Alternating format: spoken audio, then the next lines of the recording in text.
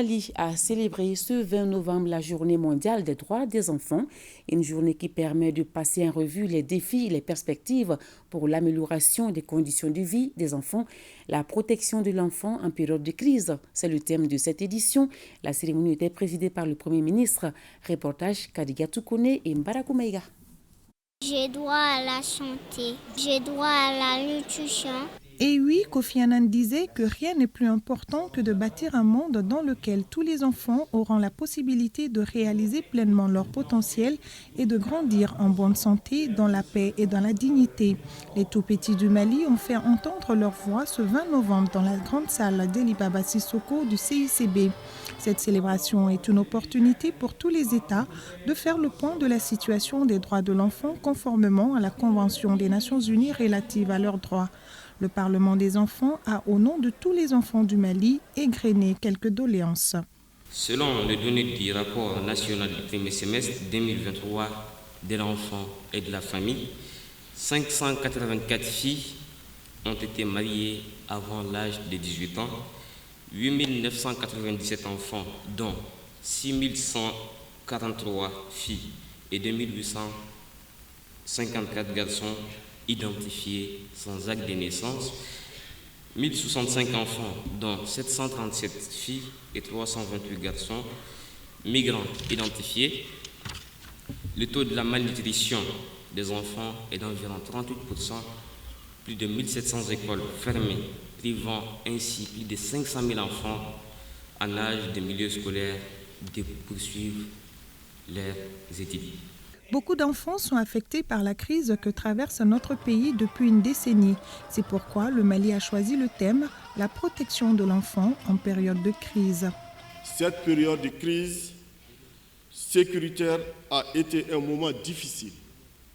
Pour les détenteurs d'obligations, il s'agit des parents, des autorités et de l'État lui-même, d'assurer leurs responsabilités, de permettre aux enfants d'être protégés contre toute violence. En ratifiant la Convention relative aux droits de l'enfant il y a 33 ans, le Mali a été l'un des premiers pays à s'engager à respecter et à protéger les droits des filles et des garçons sans discrimination partout et en tout temps. Le thème national nous interpelle sur l'importance de continuer à promouvoir les droits des enfants, filles et garçons, en portant une attention particulière aux plus défavorisés, aux plus difficiles à atteindre et à ceux affectés par les crises multiformes que connaissent le Mali.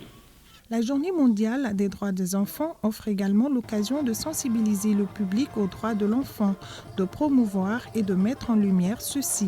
Cette date doit être transformée en actes concrets en faveur des enfants partout dans le monde.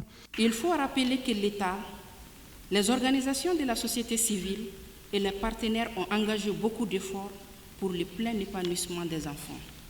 Nous pouvons citer le Parlement des enfants qui a été créé par décret numéro 96-172 du 13 juin 1996.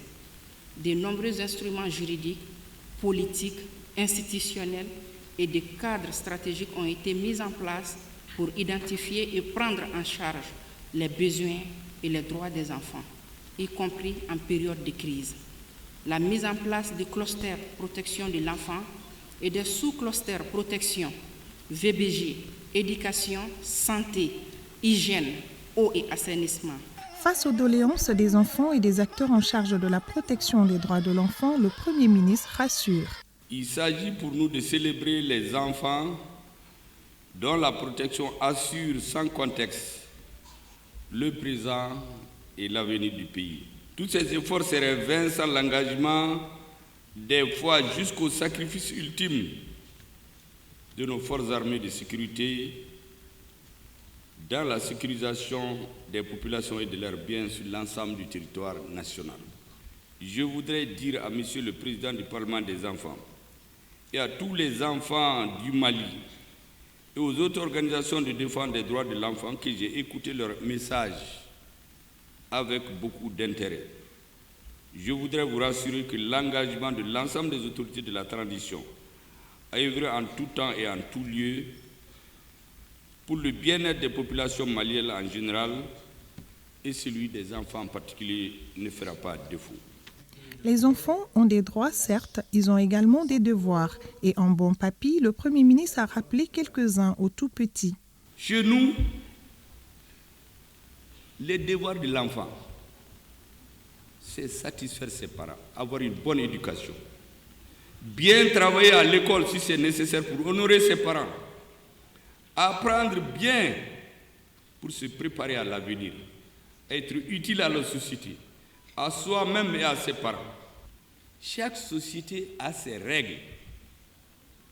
Je suis d'accord avec beaucoup de choses que vous avez dit, que l'UNICEF dit, que l'ONU dit, mais il y a les réalités de notre pays. Je souhaite que vous intégrez les deux. Les invités du jour ont également visité une exposition, des tableaux confectionnés par des enfants. Le tableau gagnant parle d'un sujet d'actualité.